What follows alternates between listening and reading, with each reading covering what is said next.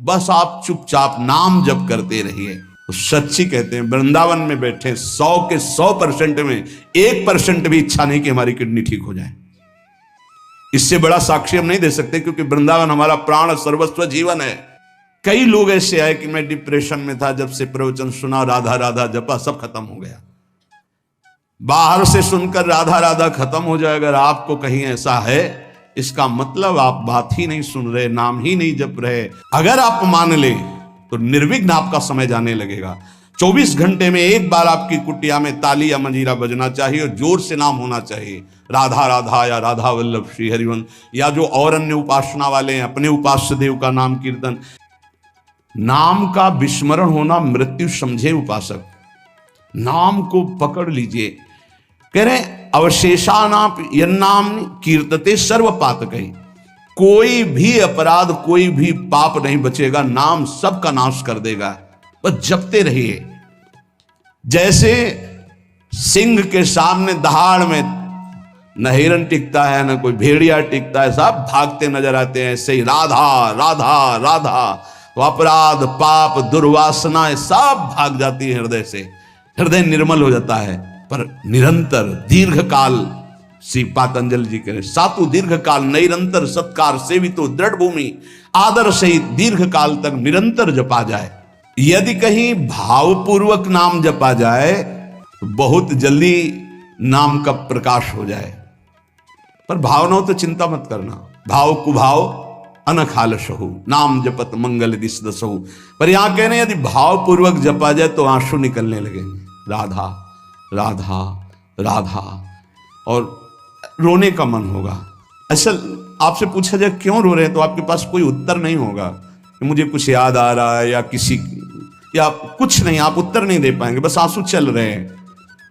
सर्वोत्तम साधना नाम की, जैसे धातु को शुद्ध करने के लिए अग्नि में डाला जाता है, जलाकर मल रहित कर देती है, ऐसे नाम से एक अग्नि पैदा होती है, साधक उसको सहे। जब अग्नि जैसे होती तो ताप होता है, ऐसे नाम जपने से हृदय में एक जलन पैदा होगी जो तुम्हारी दुर्वासनाएं छुपी हुई उनको भस्म करेगी। उस समय आप विचलित मत होइएगा, गंभीर धैर्य पूर्वक उस ताप को सह लीजिएगा। विश्वास कीजिए अनंत जन्मों की जलन मिट जाएगी अगर सह गए। अगर मनुष्य नाम के बल से इस जलन को सह जाए तो फिर नरक यंत्रणा, मां के गर्भ में जाना, ये सब खत्म हो जाएगा। देखो हम बड़े बड़े कष्ट सहने के लिए तैयार हो जाते हैं जब हमें पता हो जाता है कि अब हमको ऑपरेशन करवाना ही पड़ेगा।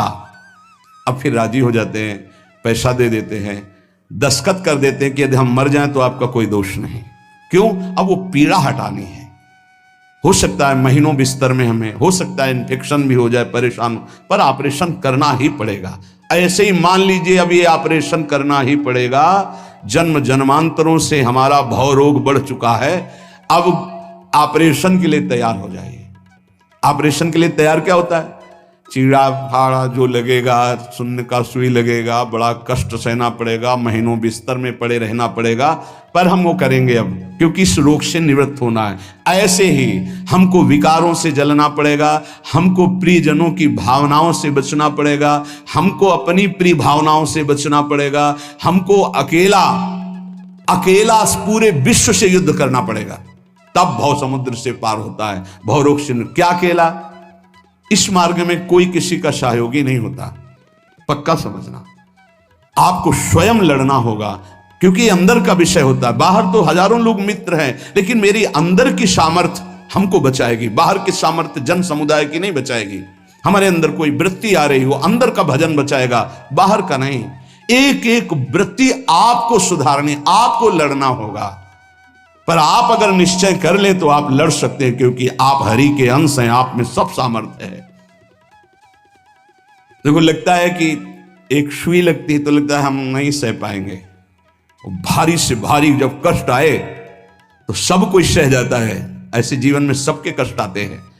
बहुत सामर्थ्य है आप में, आप बहुत कुछ सह सकते हैं, आप टूटिएगा नहीं। जैसे प्रलयाग्नि प्रकट होती है तो सबको भस्म कर देती है, ईंट आदि सब द्रवित हो जाते हैं, सब कुछ द्रवित, भयंकर अग्नि में सब द्रवित हो जाते हैं, सब राख हो जाते हैं। ऐसे कह रहे हैं जब नाम जपते जपते तुम्हारी नाम में रुचि हो जाएगी तो युग युगांतर से जो तुम्हारे पाप के संस्कार अंदर हैं, एक दिन के हैं, एक दिन के हो तो खत्म हो जाएं, युग युगांतर से वो अंदर नाम अग्नि पैदा करेगा कि सब भस्म हो जाएंगे। बस आप चुपचाप नाम जप करते रहिए, गोविंद गोविंद कृष्ण कृष्ण हरि हरि। यदि अज्ञान से तुम्हें कुछ पता नहीं नाम का क्या प्रभाव है, क्या लाभ मिल रहा है नहीं मिल रहा, पर संत ने कहा है, सत्संग में सुना है, अब तो नाम जपेंगे।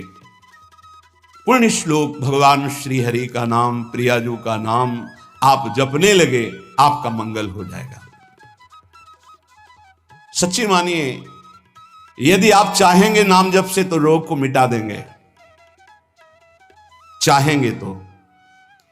पूरे धन्वंतरी जी ने आयुर्वेद का शोध करके देखा तो जो औषधियों में शक्ति पाई गई उससे लाखों गुना बढ़ करके रोग मिटाने की शक्ति भगवान के नाम में पाई गई।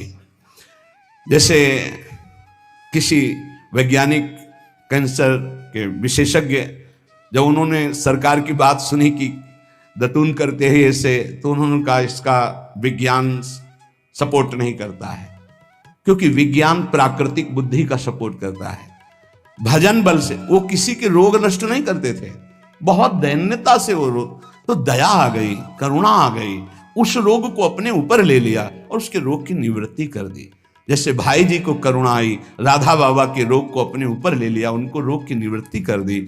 ऐसे महापुरुष जन कर नाम से वो अपने रोग नहीं मिटा सकते थे क्या? अपना पैर कटवा लिया, अपना नहीं करते, क्योंकि लिया है उन्होंने स्वीकार। यही तो संत महापुरुषों की महिमा गाई गई है कि वो दूसरों के लिए अपने कष्ट को बढ़ा देते हैं और उनको पता नहीं है, उनको पता भी नहीं चल। राधा बाबा को तो श्री कृष्ण चंद्र जी ने कहा कि जो भाई जी महीनों से अस्पताल में पड़े, ठीक नहीं हो रहे, वो आपका प्रारब्ध भोग रहे।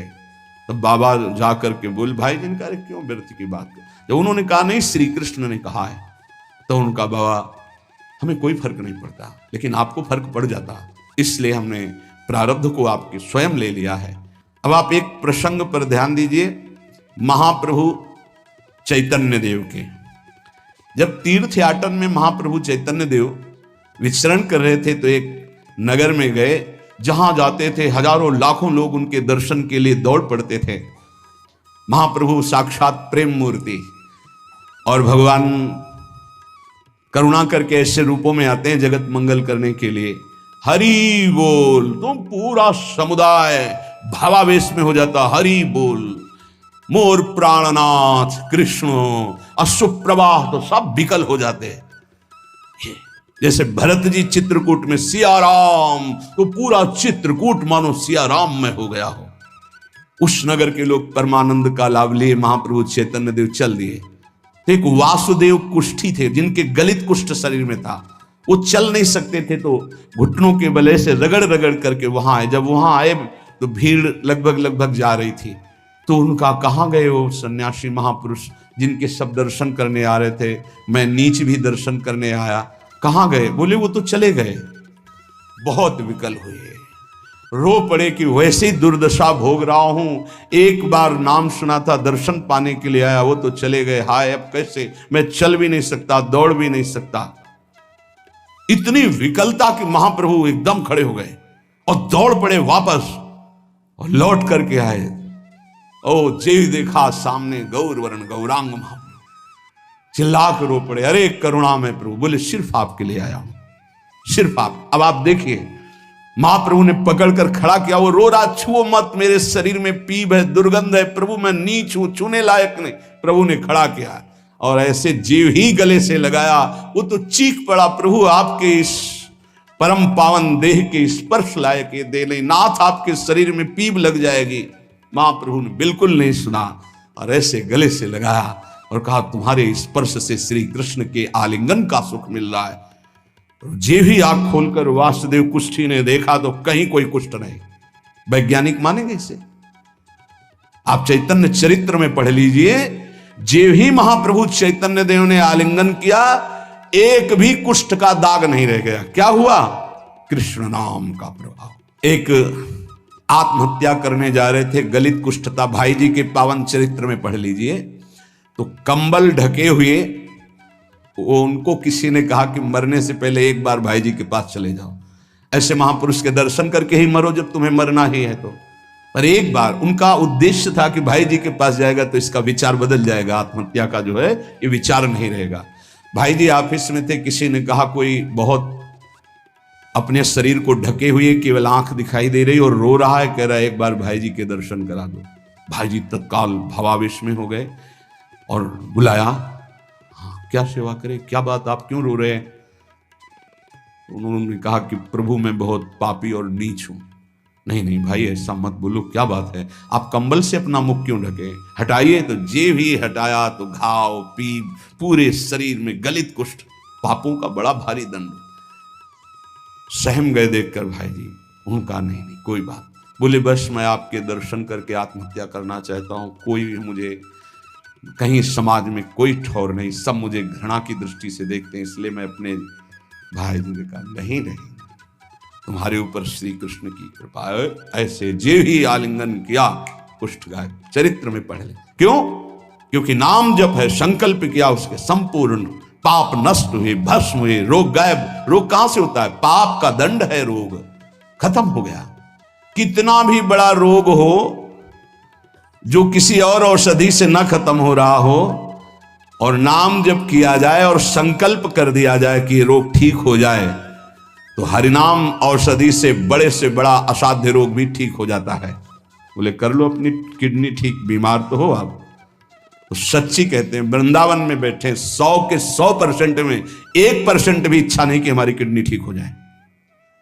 इससे बड़ा साक्षी हम नहीं दे सकते, क्योंकि वृंदावन हमारा प्राण सर्वस्व जीवन है। 1% 100 में नहीं कि ठीक हो जाए, जैसे चला रहे वैसे चलाओ। अब इससे हमें ठीक होने का तात्पर्य नहीं, क्योंकि जो ठीक होना चाहिए वो ठीक हो गया। हम भले हैं, बुरे हैं, नीच हैं, अच्छे हैं, जैसे हैं। अपनी प्रियाजू के ठिकाना मिल गया गोरे चरणारविंद का, इसलिए इसकी जरूरत नहीं है। आप चाहे 100 वर्ष रखो, चाहे 1 सेकंड में इसको बुला लो, कोई परवाह नहीं इसकी।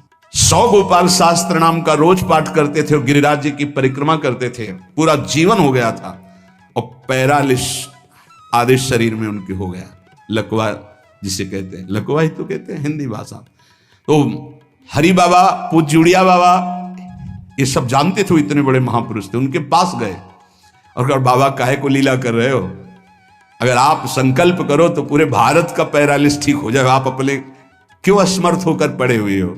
तो उनका बाबा विनोद क्यों करते हो?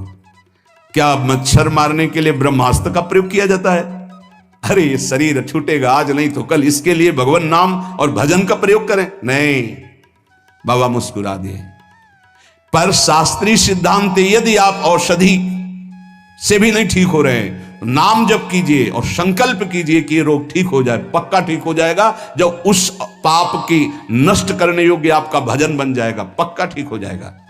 जिनके स्मरण और नाम कीर्तन से संपूर्ण मानसिक चिंताएं, शारीरिक रोग और भी व्याधियां, वो सब नष्ट हो जाएंगी नाम से। मानसिक चिंताएं, कई लोग ऐसे आए कि मैं डिप्रेशन में था, जब से प्रवचन सुना, राधा राधा जपा, सब खत्म हो गया। बाहर से सुनकर राधा राधा खत्म हो जाए, अगर आपको कहीं ऐसा है, इसका मतलब आप बात ही नहीं सुन रहे, नाम ही नहीं जप रहे। अरे नाचने का मन होता है। आधयो व्याधयो यस्य स्मरण नाम कीर्तनात्, कोई भी मानसिक या शारीरिक कष्ट उसे व्यापता ही नहीं जो नाम जप कर रहा है। सच्ची मानिए, आप पकड़िए, इस बात को पकड़िए, नाम जप से सब कुछ ठीक हो। एक बहुत डिप्रेशन में यहीं आए हुए थे, उनको हमने बताया सबके जूते साफ करो, यहां सबकी पादुका साफ करो, वाणी पाठ में बैठो और पाओ श्री जी की जूठन, ठीक हो जाओ। ये कोई आशीर्वाद नहीं था, ये पाप नष्ट करने की प्रक्रिया थी। जब आप सबकी पादुका साफ करोगे तो आपके सारे पाप नष्ट हो जाएंगे। पर देहाभिमान प्रबल, पादुका हम सबकी, ये बहुत बड़ी बात है। बड़े सौभाग्यशाली जिनको ये रहस्य पता चल जाए कि सब संतों के बाथरूम साफ करने का अवसर मिले, पादुका साफ करने का अवसर मिले, जूठन फेंकने का अवसर मिले, तो अहो भाग्य, जीत गए आप इस माया पर। पर यह बात सबकी समझ में नहीं आएगी, क्योंकि अभिमान नष्ट होता है। जिस समय आप दूसरों की पादुका साफ करेंगे, उस समय आपके पाप और अभिमान दोनों का नाश हो जाएगा। पर ये बहुत कठिन बात है, बहुत कठिन बात है। सब लोग खड़े हैं और आप उनकी पादुकाएं, और कोई कठिन बात नहीं। आप गुरुद्वारा जो साहब कहते हो, वहां चाहे आप जितने बड़े पदाधिकारी हो, वहां अगर सेवक हो तो वहां पहले जोरी सेवा मिलती, पादुका की सेवा करो। और सब करते हैं। सर्वरोगोपशमनम सर्वोपद्रव नाशनम शांतिदम सर्वरिष्टानाम हरे नामानुकीर्तनम।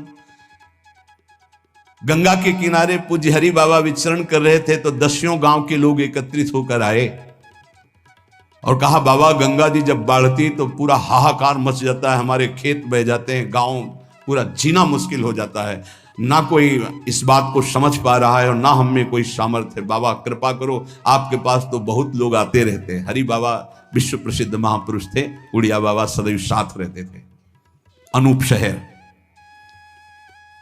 हरि बाबा ने सबकी करुण पुकार सुनी तो बाबा ने कहा, हाँ हमारे पास एक बहुत बड़ा पावर है, नाम। सुनो, सबको साथ देना पड़ेगा। क्या? बोले बालू का बांध बांधेंगे।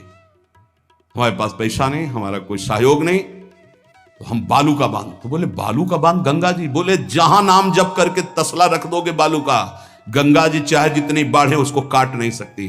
तो जानते हो अब तो बहुत बड़ा बांध बना हुआ है, उसको हरि बाबा बांध से ही कहते हैं, हरि बाबा के नाम से ही बांध। पर बाबा ने पहला बांध जानते हो काहे को बनवाया? बालू का। भर भर के बालू, नाम उच्चारण हो रहा है, हरे कृष्ण हरे कृष्ण, बाबा यह कीर्तन करवाते थे। और ऐसे तसला फावड़े में भरा जा रहा है, कृष्ण कृष्ण कृष्ण, और रखा जाता कृष्ण। बोले गंगा जी की सामर्थ्य नहीं कि काट दें। ऐसा ही हुआ, गंगा जी बहुत बढ़ी पर दिशा बदल दी, बांध का स्पर्श ही नहीं हुआ। और आगे चलकर जब पता चला कि बाबा ने ऐसा बांध, तो फिर सब मिलकर सरकार ने भी बहुत सुंदर बांध बना हुआ है और वहां आज भी कीर्तन अखंड चलता रहता है। बहुत बड़े बड़े महापुरुष वहां बैठ करके साधन भजन भी किए। हरि बाबा उड़िया बाबा जब थे तो भाई जी महाराज, बड़े बड़े संत जाकर वहां सत्संग करते थे।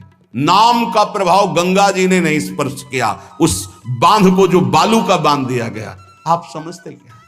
नाम में अपार। कैसे कोई वैज्ञानिक मानेगा इस बात को कि ये नाम का प्रभाव? रोज नाम कीर्तन में वर्षों से एक भक्त जाते थे। बाबा ने पूछा, देखो अगर संत किसी को पूछते हैं तो आप ये समझ लो कि आपके जन्म जन्मांतरों के सुकृत सफल हो गए कि आप उनकी स्मृति में हैं। वैसे तो दृष्टि नहीं जाती, पर सब जब जहां अपनापन हो जाता है दृष्टि, वो भगत नहीं दिखाई दे रहे तो उनका प्रभु तो आज ही पधार गए बिना कीर्तन के। ये कोई 200-400 वर्ष नहीं हुए हरि बाबा को गए, भी बहुत 60-70 वर्ष हुए होंगे। उड़िया बाबा, हरि बाबा, भाई जी सब एक समकालीन महापुरुष है। उनका बाबा, उनका तो विमान बन रहा है, वो तो दाह संस्कार के लिए ले जाएंगे। बोले नहीं, पहले विमान यहां लाओ। बाबा घंटा बजा करके बोलते, हरि बोल। मारा घंटा में ध्वनि हरि बोल का, विमान की रस्सी खोल दो। 2-4 बार घंटा जे भी बजा, उठ के बैठ गया। बोले कीर्तन के बिना कैसे जा रहे हो? अब आप ये वैज्ञानिक कोई मानेगा? ऐसा कैसे हो सकता है? अरे कर तुम अकर तुम अन्यथा कर तुम, जहां सुई का धागा नहीं जाता वहां से अनंत ब्रह्मांड पार कर दे, उसे परमात्मा कहते, उसे भगवान कहते हैं। कीर्तन हुआ, बोले अब जाओ हमारे हरि के पास। तत्काल मुरझाई, शरीर छूटा, विमान पे चिता। ये हजारों की भीड़ के बीच में हुआ, कोई अकेले एकांत में नहीं हुआ। कई लोगों को प्रश्न हुआ कि बाबा की वास्तविक किडनी खराब है। किडनी के मरीज नहीं है, शरीर किडनी का मरीज है। लेकिन जब हम होते हैं तब किडनी के मरीज नहीं होते, और जब किडनी के मरीज होते तो हम नहीं होते। ध्यान रखना। अब ये तुम समझ पाओ तो समझ लो। इस समय हम मरीज नहीं हैं, इस समय डॉक्टर हैं हम। अभी जब इससे उतरेंगे तो मरीज हो जाएंगे, पकड़ लेंगे लोग, वहां खड़े करेंगे। ऐसे बैठे रहना, चलता रहेगा। ये केवल राधा नाम का प्रभाव समझो। ये केवल राधा प्रताप है, श्री जी का प्रताप है। ये नाम प्रताप है। जब साधु नहीं रहता ना तो उसकी जीवनी में लिखा जाता है तो बोले अच्छा ऐसा था, और जब सामने है तब समझ में नहीं आता, माया समझने नहीं देती। यही माया का है कि जब तक श्री कृष्णचंद्र जी अपने परिकर में रहे द्वारिकापुरी में तो जल्दी कोई जान ही नहीं पाया कि ये द्वारिकाधीश बने हुए अनंत ब्रह्मांडों के स्वामी हैं। पक्का ऐसे भगवान और भक्तों की लीलाएं होती हैं। सच्ची कह रहा हूं, ये हमारी कोई महिमा नहीं, ये राधा प्रताप है कि कैसी भी परिस्थिति हो ये जस गवाना ये उनके प्रताप से हो।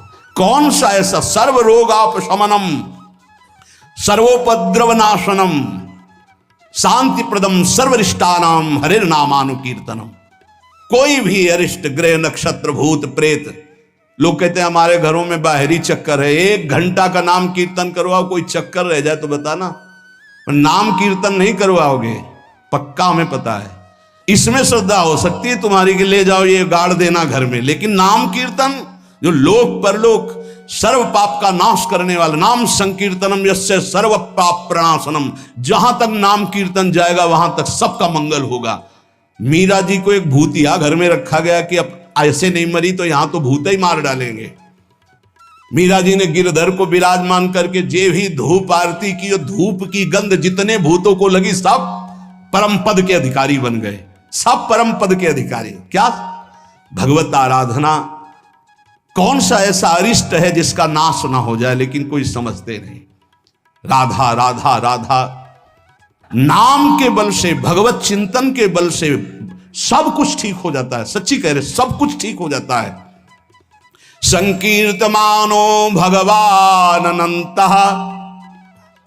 एक बार जो हमारे सन्यासी गुरुदेव भगवान थे, बिल्कुल साधारण बात, गांव के लोग, महाराज जी हमारी भैंस बहुत बीमार हो, वो मर गई तो हम गरीब आदमी मर ही जाएंगे, क्योंकि उसी के दूध से परिवार चलता है। हम छोटे थे, गुरुजी के पास नीचे बैठे थे, गुरुजी तखत में। अरे भैया हम तो कोई पशु के डॉक्टर थोड़ी हैं। कहा स्वामी जी हमें पता है आप कर सकते हो। एक अपनापन होता है। तो ऐसे नारियल का कमंडल रखा था, उनका नारायण नारायण नारायण कटोरी में डाला और कहा ले भैंस को पिला देना। अरे भैंस ठीक हो गई। अब जितने भैंस हो गाय के तो सब वहां भीड़ लगने लगी। गुरु जी ने कहा भैया पशु के डॉक्टर थोड़ी, वो बेचारा गरीब आदमी था, ऐसा कह रहा। संकल्प कर ले और संत कह दे तो क्या नहीं हो सकता, क्या नहीं हो सकता। जाओ तुम्हारा मंगल हो जाए, तो उनके पास भजन है, उसके बल से मंगल हो जाता है। ऐसा थोड़ी कि वो कोई सिद्धि जानते कि तुम्हारा रोग नष्ट कर देंगे, जाओ तुम्हारा मंगल हो जाए। उनके पास नाम बल है, उससे हो जाता है।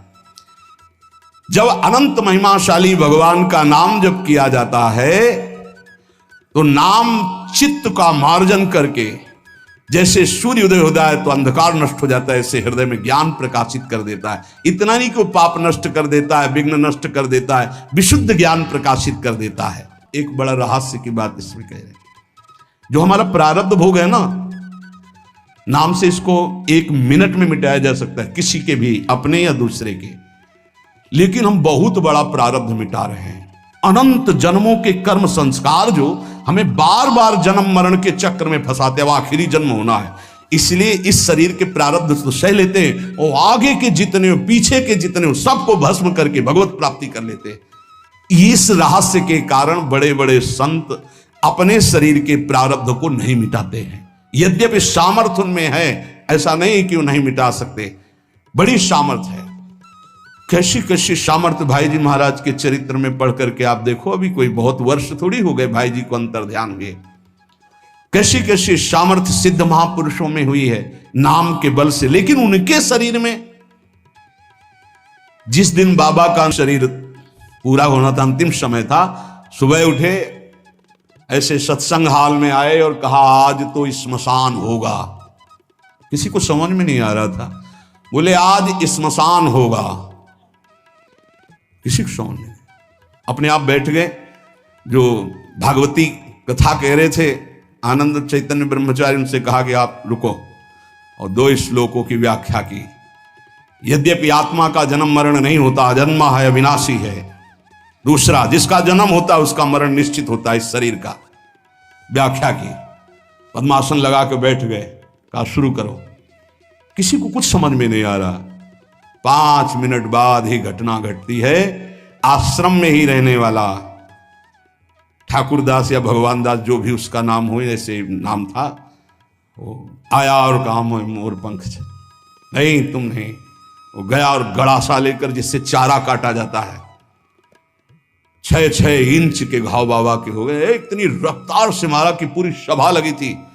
पार्षदों को तो कुछ होश ही नहीं कि हो क्या रहा। सामने एक बुढ़िया माई बैठी थी, वो दौड़ गई और ऐसे पकड़, बुढ़िया माई उसको ऐसे पकड़ लिया। तब पकड़ते पकड़ते भी 5-6 गड़ासे बाबा के फव्वारे खून के से आखिरी बाबा के मुख से निकला ओ शांत। हृदय विदीर्ण हो गया कि अरे ये क्या लीला है। क्या वो जान नहीं रहे थे कि ये होने वाला है। पूज्य स्वामी श्री मग्नानंद सरस्वती जी महाराज हमने बताया है, सुबह बैठे और कहा सुनो, जैसे शरीर हमारा छूटे ना, एक ऐसा बॉक्स जैसा बनाना और उसमें पधराते समय सोचना कि भगवान विष्णु अपनी शेष सैया पर शयन करने जा रहे हैं और गंगा में प्रवाहित कर देना।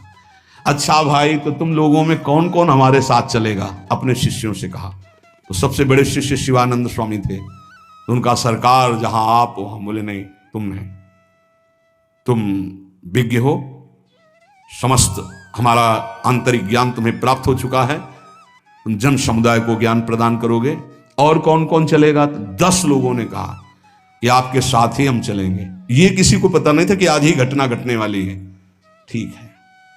ठीक 2 बजे बाबा सरकार लघु शंका के लिए निकलते थे, आसन से हटकर फिर आसन में बैठ जाते थे।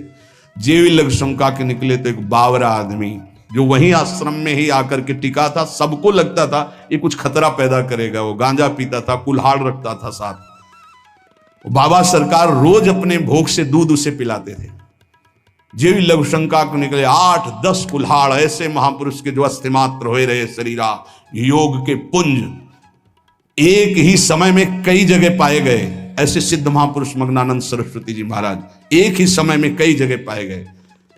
बाबा सरकार को लहूलुहान हो गया। आए उस स्थिति में सब अधकटे अंग सिद्धासन में बैठ गए। वो पीछे आया और जिन 10 लोगों ने कहा था साथ चलेंगे साहब को मार के, और जिन लोगों को बाबा सरकार ने कहा था नहीं, एक भी खरोच उनके शरीर में नहीं आई और भाग गया। मानो काल ही ऐसे, उनको पता था। ऐसा नहीं कि भजनानंदी महापुरुषों को पता नहीं होता कि अब क्या होने वाला है, पर वो भगवान के रहस्य को वैसे ही रखते हैं जैसा भगवान चाहते हैं। क्या पूरे जीवन भर महान तप, परिणाम अंत में तो ये परिणाम थोड़ी है। भगवान करुणा निधान बड़ी प्रसन्न मुद्रा में पीपल के नीचे, बहेलिये ने देखा श्री चरण का तलवा तो ऐसा उसको भ्रम हुआ कि हिरण का मुख और माला तान के बाण भगवान के चरणों में। जो ही नजदीक गया देखा द्वारिकाधीश भगवान कांप गया। भगवान ने कहा मम इच्छा कह दीन दयाल। तुरंत दिव्य विमान आया और उससे कहा इसका फल है कि तुम परम पद में जाओ। और भगवान अंतर्धान हो रहे, निमित्त बनाकर वो सशरीर भगवान अंतर्धान। भजन करने से इसका कोई लेना देना नहीं रहता कि शरीर को रोग है, कि शरीर कैसे छूटता है। इतने महामहिम बक्सर वाले पूज्य मामा जी महाराज, अद्भुत संत, जिनको मामा जी ही इसलिए कहा जाता था कि जानकी जी पर दृढ़ भाव था, मेरी बहन है, मेरे बहनोई राम जी हैं। शायद इनमें से किसी लोगों ने दर्शन किए। बहुत ही करुणा मूर्ति। अगर कोई वैष्णव झुकता है तो लाठी रख करके प्रणाम करें। हमने काशी में और यहां वृंदावन में भी दर्शन, बड़ी सभा में सर्वश्रेष्ठ सम्मान दिया जा रहा था। और जब उनको बोलने को हुआ तो उन्होंने कहा मां अपने गोद पर बेटे को बैठा लेती तो ये कोई सम्मान बेटे का नहीं होता है, ये मां का दुलार होता है। ऐसे आप सब महापुरुषों ने ऐसी वाणी, ऐसी दैन्यता, और शरीर कैसे पूरा हुआ जानते हो? जा रहे थे भगवत कथामृत पान कराने, गाड़ी का ऐसे राधा अंतिम शब्द था जो पास थे, राधा बरसाने से दर्शन करके गए थे, राधा किस हेतु से कैसे जाते हैं इसका निमित्त नहीं, कहां जाते हैं ये बात है। श्री जी के पास गए। नाम सब साधनाओं की त्रुटि को पूरी कर देता है। इसीलिए कल शाम के बहुत आर्त भाव से कह रहे थे कि 10 मिनट घर में कीर्तन कर लिया करो। आपके कमरे का वातावरण भागवती खो जाएगा यदि आप कीर्तन कर लेंगे। पर सुन लीजिए हमारी बात, माइक से कह रहे हैं तो भी नहीं सुनाई दे रहा है, नहीं सुनाई दे रहा है, इसका मतलब आप कर नहीं रहे। अगर करते हैं तो सुन रहे हैं आप। 10 मिनट आप चाहे गृहस्थ हो चाहे विरक्त हो, 10 मिनट कीर्तन कर लीजिए, आपकी कुटिया का वातावरण भागवतिक हो जाएगा, कोई आपको मानसिक विघ्न नहीं होगा। 10 मिनट कीर्तन कीजिए। अगर आप